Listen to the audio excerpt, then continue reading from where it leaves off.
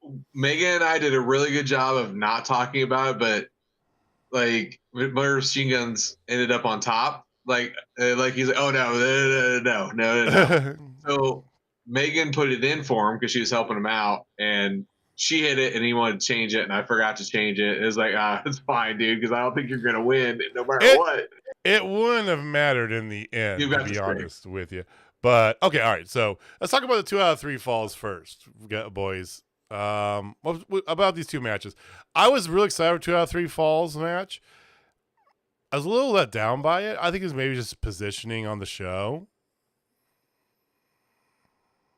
I don't know. I just, on paper, you see DIY versus Motor City Machine Guns, 2 out of 3 falls. And what's not to like? Like, how could this not be good? And then the match happens, and afterwards you're like, well, that was a match. Like, it wasn't bad. But a match that looks that dope on paper has some pretty lofty expectations. And I don't think it was anywhere near what it could have been. I agree. Maybe a little AJ Shinsuke sort of thing. Yeah. I remember us watching that, and I was like, man, that match should have been way better than it was. Yeah, this is a match that 2 years from now someone will mention, be like, oh yeah, I guess they did wrestle at the Royal Rumble that one time. That's unfortunate. Because, I mean, I know, obviously, Motion Machine Guns had some ridiculous 2 out of 3 falls matches. They had a best of 7 match series, back at TNA. But it is what it is. Now, what you can say you will remember is the Cody Rhodes ladder match for a title, though. I enjoyed that. This was a Kevin Owens ladder match. Cody just happened to I don't know. Like, I mean, there was some. KO took a lot. There was a lot of good stuff on that, and I have not seen an Alabama slam through a ladder that I can remember. That's exactly what I was going to say. I got that. Yeah, I had high hopes for this match, and this match definitely met them. Like, this was probably one of the best title matches I've seen from WWE in quite some time. It seemed like a fight. It seemed like the belts were important. It was a little awkward when Cody couldn't figure out how to get like the hanger of both belts down, so then he just took them off. But Kevin Owens wasn't getting up anytime soon, so it didn't matter. Right. He was definitely at least one step too high. It was what he should have been on that, because it was not very sturdy when he was taking those belts off, and I was a little bit worried. Well, I think because there's like a carabiner that the thing, you have to carabiner and you unhook it, and you boom. And I think he was thinking like, I'll pull the whole thing off, and then I think it was a couple steps too high. He was like, this might not work. Let me just take each belt individually. Very minor thing in what was an outstanding title match. Yes. So I thought it was the night opened regular match of the night out of the two. Of the two, okay. Well, the real stars of the show, boys, is of course the Royal Rumble matches. Open with the women's match, ended with the men's. Let's talk about the women's first. First of all, let's kind of get these out of the way here. We did have a bonus question on each one. How many non-regular, so SmackDown, Raw, participants would there be? Well, nobody got any of these right. Men's and women's. I was close. You were the closest we had on any of these, okay? But, yes, nobody got these right, 100%. So, let's talk about the women's match here. Spoiler, we all got one pick correct and the winner correct. We all did that, okay? We had a bunch of swings and misses, though, all over the board. I'm not going to read them all off. But what did you guys think about the women's match overall? I think, as a whole... Mm-hmm. Best women's rumble they've ever done. Okay. And I think it also showcased how much talent they have in their women's division. It was a bit lacking, and both rumbles had the same, I don't even want to say problem. They were just both kind of lacking in huge surprises and like the stuff you kind of expect from a rumble. But in the vacuum of this being a match where 30 human beings are fighting for the right to main event WrestleMania, I thought it was the best version of that. I thought it took what was on the line very seriously, and best women's rumble, and I don't think there's too many to compete against it. There haven't been a ton at all as there is. But yeah, very, very solid throughout. I also like that it seemed like they front loaded a lot of talent, and a lot of the first 10 made it pretty far towards the end. Yeah. Yeah, like I mean, Roxanne, you know, you had her, EO, you know, you had a good mixture. My big takeaway of the women's, and this is gonna sound petty as fuck. Surprise. I am just really excited that Alexa Bliss's pop was bigger than Charlotte Flair's pop. That's all there was. Alexa had the biggest pop of the night, and the fact that everybody on of the women, not the women, yeah, I was about to say. I won't say the men because there's a certain guy who got pretty big in. Yep. But out of the women, by far the biggest, and I loved how Michael Cole and all them was like, well, the internet said she wasn't gonna be here. Internet said this. Internet said that. I was like, thank you guys, thank you. And then Jordan Grace like doing the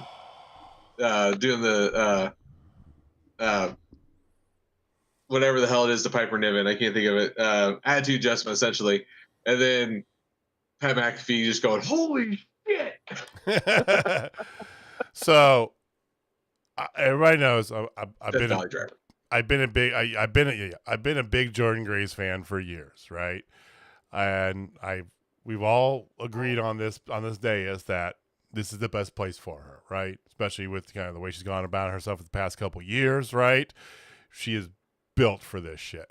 She got a great reception. She was not surprised at all. That did disappoint me a little bit. I agree with you. The big surprises, and maybe it's just, I think, Austin, in this era of social media and all this stuff, you can't keep this stuff like secret like they used to, right? You know, I think AJ Styles was really the last really big, holy shit, you know, surprise that we had that I can remember from a Rumble, right? Jordan Grace last year. But to me, that wasn't like totally out of the blue, right? You know? But it was. She was like, they haven't done TNA. So other than Mickey James. When I say surprises in the Rumble, I mean, if you are a casual viewer who's not on the internet, like stuff that would be like, oh, I was not expecting that. Right. Dirt sheets do spoil a lot of stuff. But I still consider it a surprise if it's someone who 6 weeks, 2 months before, you weren't even really thinking about them showing up, and then you get it. Which I'm with you there. I mean, okay, and I'll give you that. To me, it wasn't as big a surprise last year, right? And this year was not a surprise at all, right? You know, we knew because she is announced she had signed, right? I think, and for Legends, you had, of course, you had Nikki Bella at the end, yay. And then you had Trish Stratus in there, right, who has been in WWE recently as well, too. So, but that's nice, you know, throwback there. You had a good number of NXT women, which I like to see as well, too. Not just Roxanne, right? But you had Laya in there. You had Stephanie Vacour, Julia. Julia lasted quite a long time, right? You know, Jada Parker was in there, right? I think that was good, right? I would have liked to seen Roxanne win it. Honestly, I think that would have been a good freaking story. To be honest, I think she's ready to move up. But beside that point, I thought overall it was good. I liked kind of the way that they did a lot of stuff too, even though maybe like it didn't have like the big surprise moments, but kind of the flow of it. You know me, Jamie. I like having like just a clusterfuck of people in these rings, right? But I like how they did that, and then they cleared that with Nia Jax clearing out some favorites in the mix with EO and Julia. And so I dug sort of the way they did stuff. End of the day, easiest Rumble to pick though, and God knows how long. This was Charlotte from the start. We all picked it. We all knew it. Everybody knew it, and I'm fine with it. Honest to God. I was disappointed. I didn't want her to win. What does she need the belt for? Like, literally, what does she need the belt for? So, I mean, the crowd feels the same way. They booed her on Raw the next night. I wasn't disappointed only because we knew this was going to happen. This is a broken record at this point. Charlotte disappears for a while. She comes back and immediately wins a title. Loses it pretty soon because they're going to push her to break her dad's record. The same thing they're pushing with John Cena right now. But it does feel just kind of fake and manufactured. I don't think anyone was excited about Charlotte winning. Or is that excited about Charlotte winning a title at Mania? Clearly, she's going to be in a title match at Mania, which she should be. I don't think she needed to win the Rumble to get there. But what if you use this to make her an even bigger heel, right? Take that hatred and just bottle it up. And then don't give her the title at Mania. She did a face promo, man. So people booed her. I think with Charlotte though, it's X-Pac heat. It's go away heat. It's not we're booing you because you're a bad guy. It's we are tired of seeing this over and over again. Give us something new, please. I'm with you. Yeah, just because your last name's Flair doesn't mean you get to get in the front of the line. Right. That's where the fans are. That's where I'm at. I agree with you, but pick wise. I'm a fan of Charlotte's in-ring work. I think Charlotte's had some phenomenal matches over the years. She's very good at what she does, but we've seen it. We've seen it too many times. Yeah. We didn't need to see it again. You go to Baskin Robbins and every single time, every day for 30 years, and you get vanilla ice cream every day, right? There's other flavors there. Let's try something else. Dude, at least get mint chocolate chip. Rocky Road's pretty solid. Their cookies and cream's great. And like I said last week, I would have rather one cookies and cream, one mint chocolate chip, 101. Yeah, mix them up. Give me mix them up, bro. Flavors. You got 31. Give me as many of those you can fit in one tub, and I'm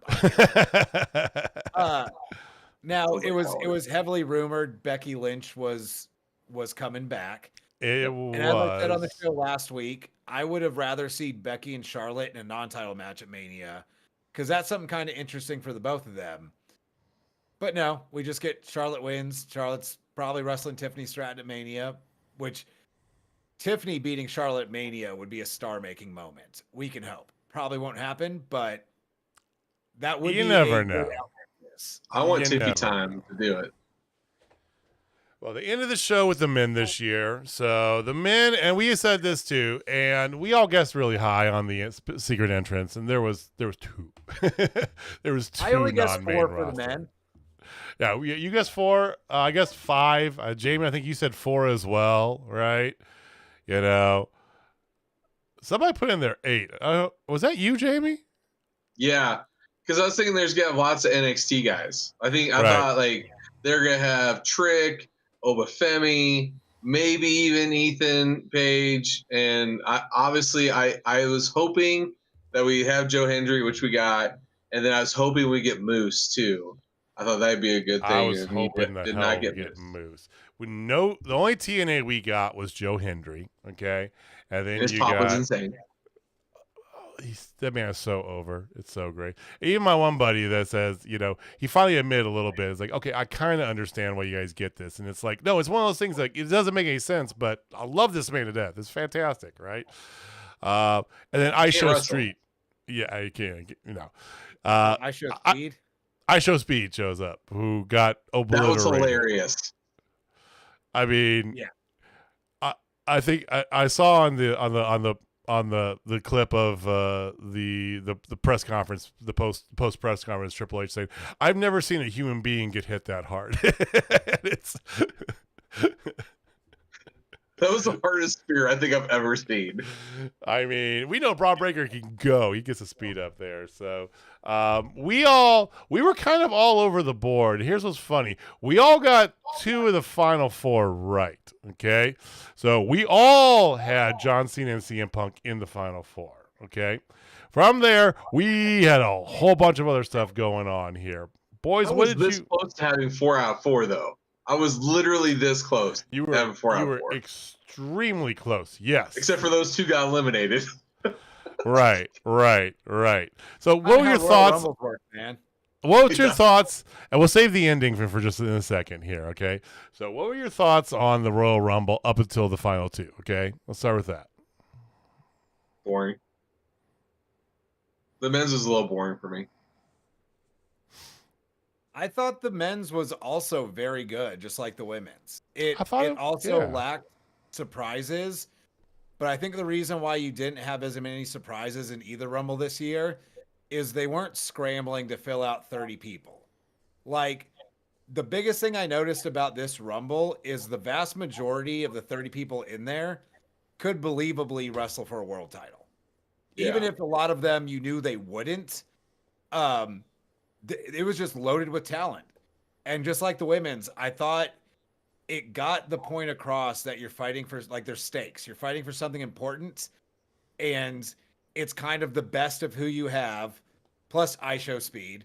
Going out and trying to earn a spot in a wrestle. And the way they did the iShow speed spot, it was a little hokey, but in a way that works for pro wrestling. Like, Tozawa just got attacked. We need to get someone out there. You're here. Get out there. You're in the Rumble now. Like, that was a fun little moment. But I thought it was missing some of the big spots and the big surprises, but it seemed like 30 dudes fighting for a chance to main event WrestleMania, which I appreciate. And I think that, a lot of that kind of echoes a little bit what I said on the women's wrestling. And I think that we need to temper our expectations a little bit, Jamie. It's not the Royal Rumble from 2001 or 1998, right? It's not going to be that, right? It's not going to be the same thing as it was even, 10 years ago when you had just a bunch of random stuff. Like, half of it was randomness, right? I think it is a lot more calculated because of the roster you had, to Austin's point.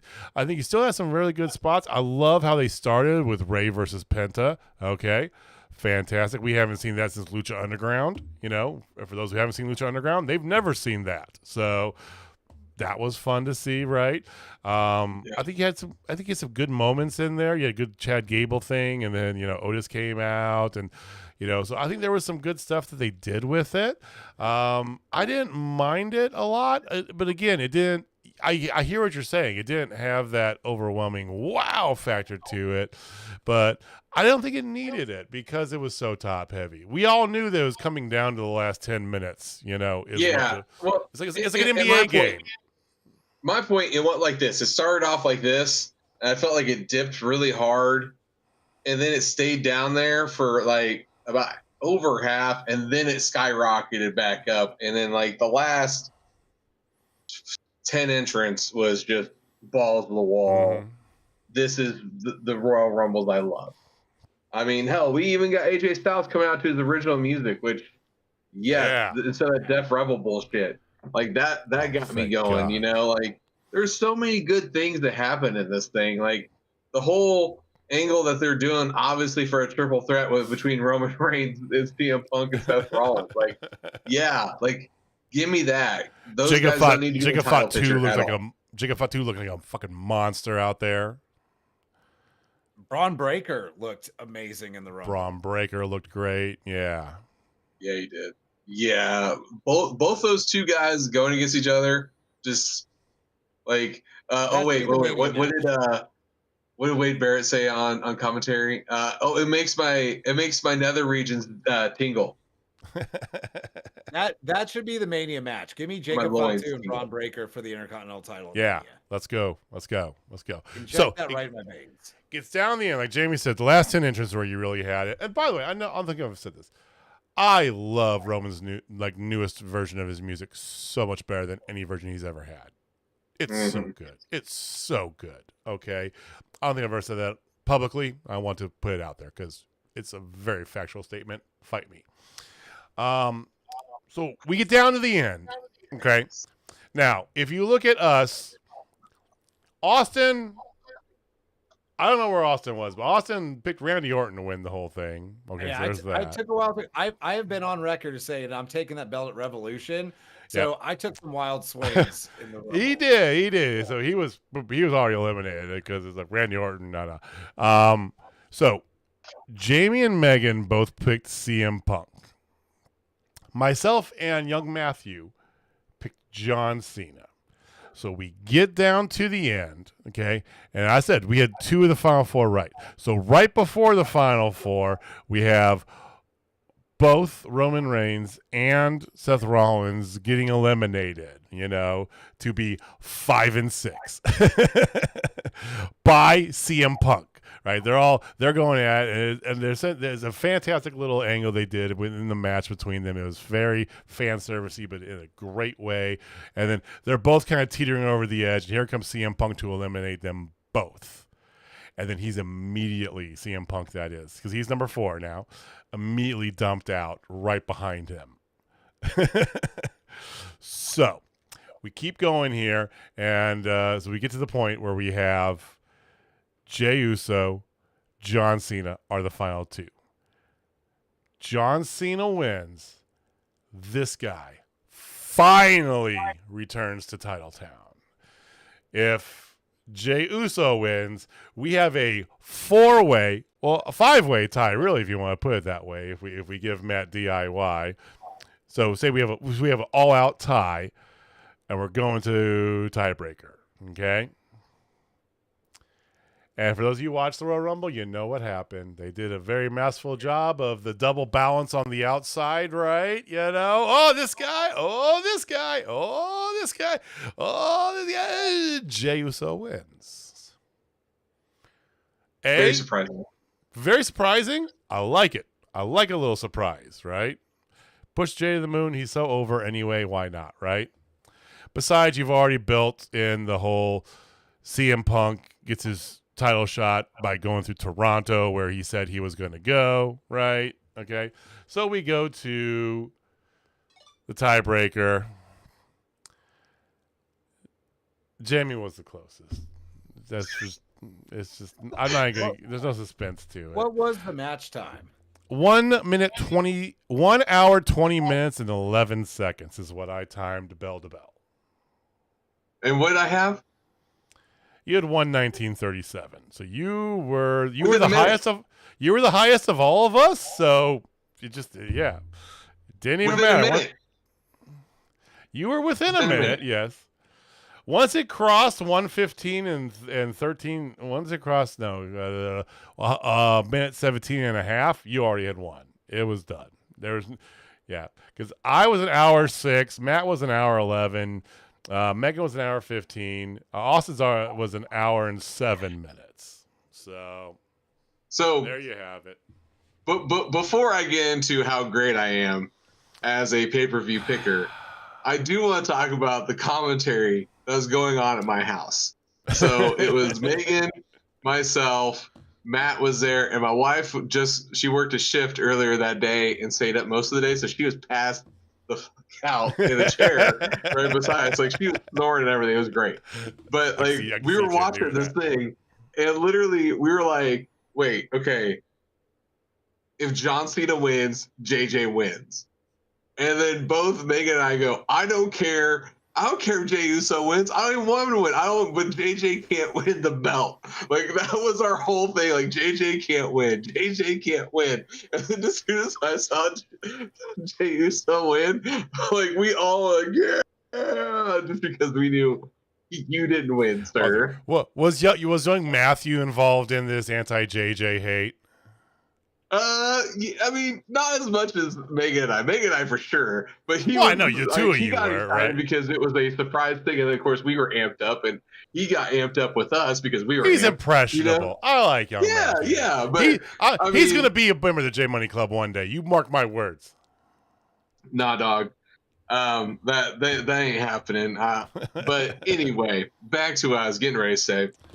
So this is defense number 2. I've won it, and I defended it twice right now. My record defenses is 4. Well, then it sucks for you that Revolution's coming up next. Revolution's next. Let's go. And Austin. I appreciate you trying to call your shot, sir. But I think you forgot what I said last week, which definitely came true this week. I piss excellence, gentlemen. When I wake up, I am the best pay-per-view picker of all time. This belt says so. I've won it more than anybody. Yes, I've lost it a couple times, but I've retained it the longest. I've had the longest title runs. This belt is mine. This belt's a part of me. I am the Hulk Hogan of pay-per-view picks. I'm not putting either of you over ever. It's just gonna die with me. Nah, you should have seen it on March 7th. I called my shot. It's sign pointing season. Oh, it is sign pointing That season. is sign pointing season. Wait, That's right. I got to point that way. That's west to LA for Revolution, March 7th. Yeah, there's LA. Jason's eye. LA's, Jason's eyeball. yeah. Nope. That's west. Sorry. You can call your shot all you want there, Mighty Casey. But I think we all know how Mighty Casey ended up. We will find out in about a month. All right, so March 7th is Revolution. That is the next pay-per-view we have. Not far behind that, because I think it's the end of April is Mania. Is that right? Yeah, we actually have before Revolution is Elimination Chamber. If we're gonna pick that. No, we only do the big four for WWE. Okay. Only do the big four for WWE. It's a tradition. Okay. Well, we do all AEWs. When there's 4 matches, there's not a whole lot to pick. Yeah, right. We had to, we scrambled to try to throw extra stuff in here. We couldn't get extra points in this one. And let me tell you, Jamie, the commentary in Casa de Brownlee during that men's match was quite a bit different. You have never seen this bald, bearded, beautiful man cheer so hard for John fucking Cena in his life. I almost went and showered after it. I felt that dirty. Okay, but I had to fire off that text as soon as it happened too. I had it ready to go. I was sitting there and I was watching with a couple of my internet buddies of mine, some Twitch buddies, and we were watching it on a watch along on Discord. And I'm just watching and watching. I'm like, it's good. And as soon as I dropped my head, bing, motherfucker, text like clockwork. Yo. Thing is, I had and new GIF already loaded when you sent that. By the way, all I had to do was press it, and I was just fucking John Cena. All right, did what's right for business then, but he said he's gonna do what's right for him, and best for business is him winning. And I'm like, I'm here for it. That promo was good. That promo was good. All right, guys. Anything else you want to get to? We covered a whole lot. We did. Well, we will be back next week. Same bad time, same bad channel. If it's your first time here, hello. Thank you for joining with us for the last couple hours. Hit that subscribe button down below if you want to see more. We do this every Wednesday at approximately 9:30-ish Eastern or Central Standard Time, a little bit after Dynamite. You can follow us on the internets at Total Spotfest on X or Twitter, whatever you want to call it. Blue Sky, same thing there. Give us a big thumbs up. It helps us quite a bit. We'll be back next week to talk the official go home for Grand Slam and more. So thank you for watching. Thank you for listening. Jamie, take us home, man. All right, ladies and gentlemen, if you're not down Total Spot Fest, I got 5 words for you. Oh, yeah, still. I forgot. Your reigning, defending, undisputed champion. My finger was hovering over the mute button that entire time, Austin. I should have just clicked it. Don't worry. This is the last time he gets to do it. All right, guys. JJ's ready to get to it right here. We'll see you next week. All right, bye.